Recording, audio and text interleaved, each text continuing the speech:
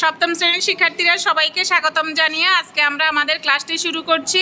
আমাদের ইতিহাস এবং সামাজিক বিজ্ঞান ক্লাসে আমরা যে অধ্যায়টা পড়েছি সেই অধ্যায়েরই একটি পাঠ হচ্ছে মুক্তিযুদ্ধ ও বিশ্ব জনমত। এখানে দেখো 25শে মার্চের সেই কালো রাতে অপারেশন সার্চ লাইট, অর্থাৎ 25শে মার্চকে আমরা কি বলি? কালো রাত্রি বলি। কালো রাত্রি বলা হলে সেটা কি 25শে মার্চ, এবং সেই দিন সেই রাত্রে যে অপারেশনটা হত্যাযজ্ঞটা চালানো হয়েছিল সেটাকেই বলা হয় অপারেশন সার্চ লাইট। শুরুর আগে পাকিস্তানের তখনকার প্রেসিডেন্ট জেনারেল ইয়াহিয়া খান ও সরকারি উচ্চপদস্থ কর্মকর্তা ও জ্যেষ্ঠ রাজনীতিবিদরা ঢাকায় অবস্থান করে নির্বাচনে বিজয়ী বাঙালি নেতা বঙ্গবন্ধুর সাথে ক্ষমতা হস্তান্তর ও সরকার গঠন নিয়ে আলোচনা বৈঠক চালাচ্ছিল। তবে গণমাধ্যমে এর চেয়েও বড় চমক ঘটিয়েছে ও প্রভাব বিস্তার করেছে অ্যান্থনি ম্যাসকারেনহাস নামে এক পাকিস্তানি সাংবাদিকের প্রতিবেদন।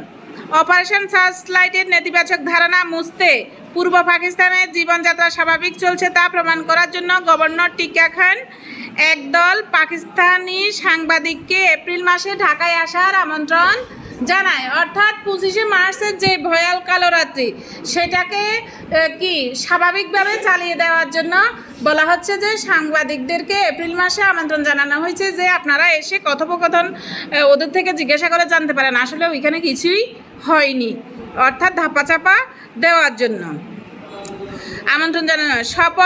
সফরের সময় খোদ মার্কিন কর্মকর্তাদের মুখেই শোনা গেছে তাদের নির্বিচার হত্যাকাণ্ডের কথা। তাছাড়া নানা জায়গায়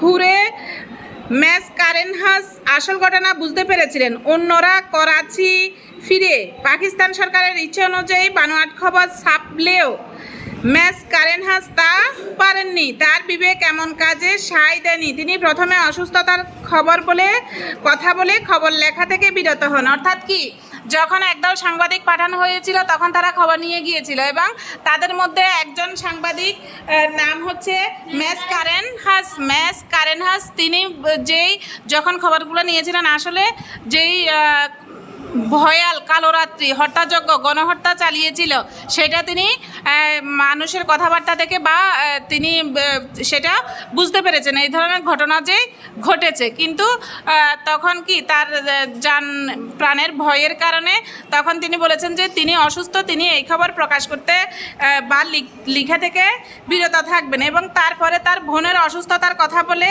তাকে দেখতে তিনি লন্ডন চলে গিয়েছিলেন, অর্থাৎ যাতে তাকে কি পাকিস্তানি সরকারের মুখোমুখি হতে না হয়। এরপরে দেখো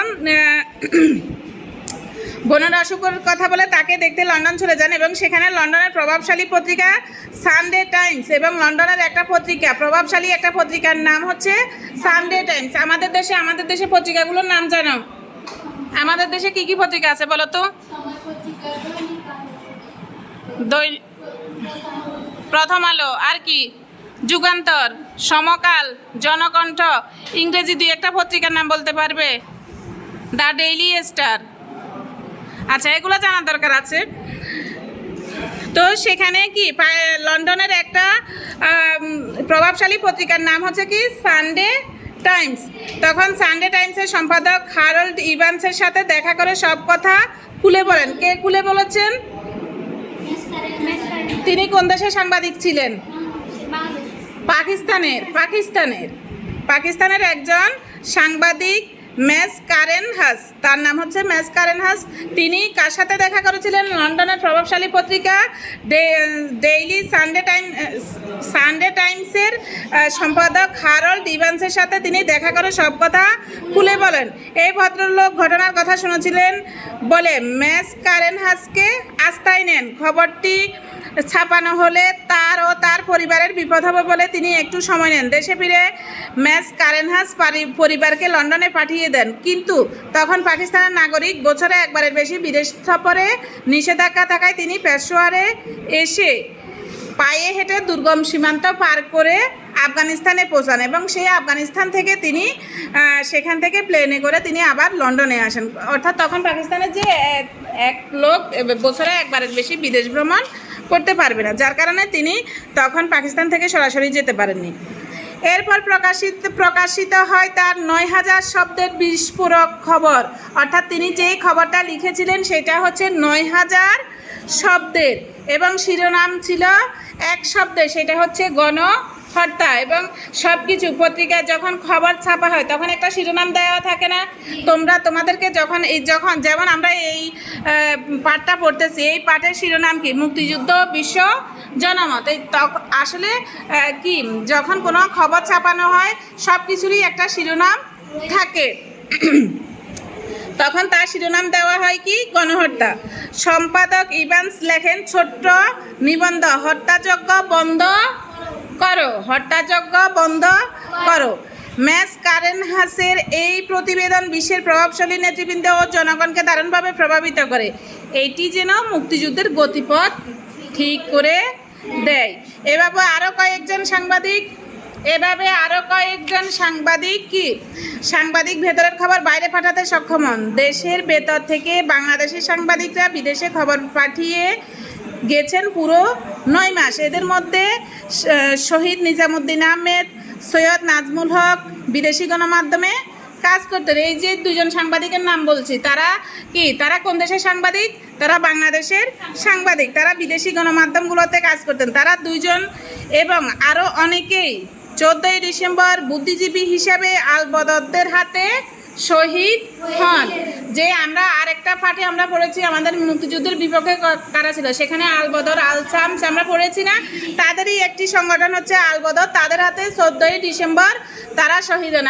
আমাদের কি 14ই ডিসেম্বর কি দিবস? বুদ্ধিজীবী দিবস। অর্থাৎ পাকিস্তানি সরকার তখন যে তাদেরকে আর কোনোভাবে দমিয়ে রাখা যাচ্ছে না, তাহলে এই জাতিকে ধ্বংস করতে হলে কি করতে হবে? তাদের যে শিক্ষিত সমাজ আছে তাদেরকে ধ্বংস করে দিতে হবে। তাদেরকে মেরে ফেললে এই জাতি আর কখনো মাথা তুলে দাঁড়াতে পারবে না, বাঙালিরা আর মাথা তুলে দাঁড়াতে পারবে না। এই কারণেই মাত্র আমাদের বিজয়ের 2 দিন আগেই এই বুদ্ধিজীবীদেরকে হত্যা করা হয়েছিল।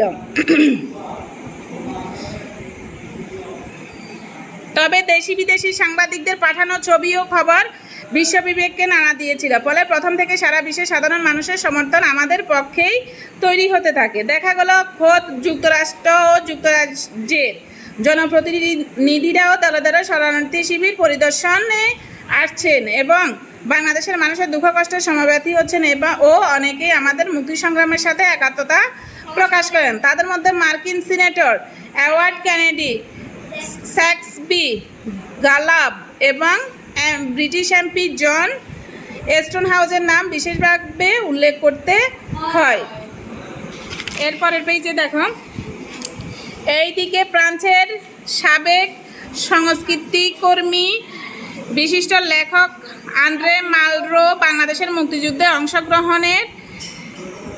অংশগ্রহণের ইচ্ছা ব্যক্ত করেন। যুক্তরাষ্ট্রের বাল্টিমোর বন্দর ঘেরা করে সাধারণ মার্কিন নাগরিকরা, তারা পাকিস্তানের জন্য জাহাজে অস্ত্র বোঝাই করতে দেবেন না। সেই দিন তাদের এই বাধা কেউ উপেক্ষা করতে পারেনি। পাক হানাদার বাহিনীর আক্রমণের পরে বাংলাদেশে যেসব সাংবাদিক, শিল্পী, সাহিত্যিক আগরতলা বা কলকাতায় পৌঁছান, তারাও ভারত ও অন্যান্য দেশের সাংবাদিকদের সাথে দেশের ভিতরে প্রকৃত যে তথ্য সেটা সরবরাহ করেন। ফলে প্রথম থেকেই ভারতীয় গণমাধ্যম বাংলাদেশের মুক্তি সংগ্রাম এবং শরণার্থীদের খবর প্রচার করে এসেছে। ইংল্যান্ডের বেসরকারি বেতার কেন্দ্র বিবিসি, মার্কিন বেতার কেন্দ্র ভয়েস অফ আমেরিকা, ভারতের আকাশবাণী সহ বিশ্বের বিভিন্ন গণমাধ্যমে বাংলাদেশে পাকিস্তানি বাহিনীর বর্বর আক্রমণের খবর ব্যাপকভাবে প্রচারিত হয়। তাহলে কি মিডিয়া এখানে সংযুক্ত ছিল? বিবিসি ছিল, ভয়েস অফ আমেরিকা ছিল এবং আকাশবাণী ছিল। পাশাপাশি 9 মাস জুড়ে তারা মুক্তিযুদ্ধের নানা সাফল্যের খবরও পরিবেশন করেছে। এতে নতুন মাত্রা যোগ করেছে শরণার্থী শিবিরে লাখ লাখ মানুষের কষ্টকর জীবন, অসহায় মৃত্যু, খাদ্যাভাবে অপুষ্টির শিকার শিশুদের অসহায় দুর্ভোগের বিবরণী ও ছবি প্রভৃতি। বিশ্বের খ্যাতিমান সব পত্রিকা ও সাময়িকীতে বাংলাদেশের মুক্তিযুদ্ধের অনুকূলে খবর, ফিচার ও নিবন্ধন প্রকাশিত হয়েছে। বিশ্ববিখ্যাত সাময়িকী টাইম ও নিউজ উইকে একাধিকবার বাংলাদেশের মুক্তিযুদ্ধ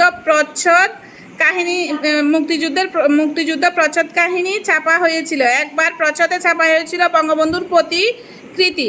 সেই সময় কিছু সাংবাদিকের নাম মানুষের মুখে মুখে ফিরছিল, তার মধ্যে সাইমন রিং। আমরা পড়েছি না সাইমন রিং সম্পর্কে, যে কত জীবন মরণ তার প্রাণের ঝুঁকি নিয়ে তিনি কাজ করেছেন। Clare Hollingworth, Peter Hazelhurst, Sydney Schanberg, Anthony Mascarenhas, Julian Francis, Mark Tully, William Crawley, ভারতীয় আলোকচিত্রী রঘুরাই, কিশোর পারেখ প্রমুখ। প্রথম সারির ব্রিটিশ পত্রপত্রিকা Daily Telegraph, Guardian, Economist, Statesman, the Times, Financial Times প্রভৃতি এবং যুক্তরাষ্ট্রের ওয়াশিংটন পোস্ট, নিউ ইয়র্ক টাইমসের মতো পত্রিকা সহ সারা বিশ্বের অধিকাংশ পত্রিকার ভূমিকা ছিল বাংলাদেশের অনুকূলে। বিশ্ব জনমত তৈরিতে এটি বড় ভূমিকা রেখেছিল। এখন দেখো, তাহলে যুদ্ধ যে শুধু আমাদের দেশের সাধারণ আপামর সর্বসাধারণ যে যুদ্ধ করেছে, সেই সাথে সাথে কি আমাদেরকে বৈশ্বিকভাবে স্বীকৃতি পাওয়ার জন্য যারা আমাদেরকে বিশ্ব জনমতে সহযোগিতা করেছে, অর্থাৎ বিশ্বের বিভিন্ন দেশে সহযোগিতা পাওয়ার জন্য যারা কাজ করেছে, তাদের মধ্যে আমাদের দেশীয় সাংবাদিক, বিদেশি সাংবাদিকদের অবদান উল্লেখযোগ্য। এবং তাদেরকে অবশ্যই আমাদেরকে শ্রদ্ধার সাথে তাদেরকে কি করতে হবে, সম্মানের সাথে শ্রদ্ধার সাথে তাদেরকে সম্মান জানাতে হবে, স্মরণ করতে হবে। কেমন? তাহলে যুদ্ধের কি বিভীষিকা একটু আমরা যে পড়তেছি, আমাদের পড়ায় কি তোমরা একটু অনুমান করতেছো না কি বিভীষিকাময় আমাদের সেই মুক্তিযুদ্ধের দিনগুলো ছিল, যে শরণার্থী শিবিরে মানুষজনের দুঃখ দুর্দশা, রোগ শোক এবং খাবার দাবারের যেই কষ্ট, অর্থাৎ আমাদের যে মৌলিক চাহিদা কয়টি, কয়টি মৌলিক চাহিদা, অর্থাৎ তখন এই মৌলিক চাহিদাগুলো কোনোভাবেই কিন্তু ফুলফিল হয় নাই। মানুষ খাদ্য, বস্ত্র, শিক্ষা, চিকিৎসা সব কিছুরই থেকে বঞ্চিত হয়েছে আমাদের এই মুক্তিযুদ্ধের সময়। তো এখন যখন বিশ্ব জনমত তৈরি করেছিল, তখন সাংবাদিকদের ভূমিকা খুবই গুরুত্বপূর্ণ ছিল এবং আমাদের মুক্তিযুদ্ধে বিশ্ব জনমতের গুরুত্বপূর্ণ ভূমিকা ছিল। তার বিশ্ব জনমতের গুরুত্বপূর্ণ ভূমিকা না থাকলে হয়তো আরও দীর্ঘ সময় আমাদের লেগে যেত যে আমাদের দেশ স্বাধীন হওয়ার ক্ষেত্রে। তো সুতরাং অবশ্যই আমাদেরকে কি করতে হবে, আমাদেরকে এই মহান মানুষদেরকে এবং তাদেরকে কি করতে হবে, শ্রদ্ধার সাথে স্মরণ করতে হবে। তো আমাদের ক্লাস আমরা এখানেই শেষ করছি। ধন্যবাদ সবাইকে, ভালো থাকবে। পরবর্তী ক্লাসে আবার দেখা হবে তোমাদের সাথে।